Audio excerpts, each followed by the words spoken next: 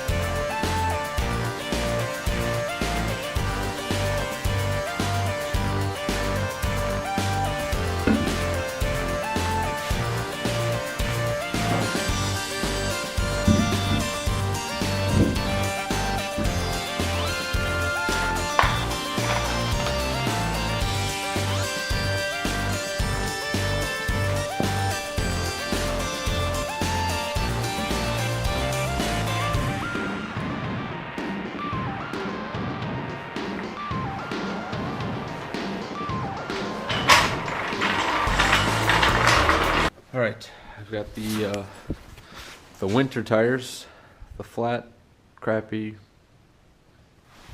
tires on the truck now, so I can keep the Coopers in the basement, keep them a little bit nicer. Hopefully they don't get so dry rotted, or at least now they won't get flat spots. I didn't pull the axle out, but I did move the truck over a little bit so I can start working on the electrical.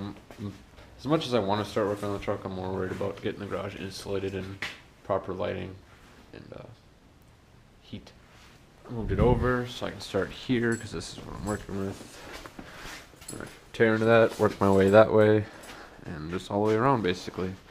And then once I get outlets in, I can at least plug my lamp in wherever I want, and then I'll run electrical across the top, the ceiling, and then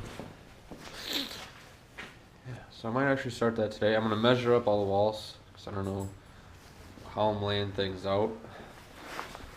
I know I want to do at least one light here and one light there going this way, same way as the wall, and then the other ones I want going this way. I'm thinking 4 of them. If I get like 8-foot LEDs, that's 6 lights total. I think that'd be plenty enough. This garage is not that big, if you can't tell. The truck barely made it in the garage, like just tiny bit of clearance.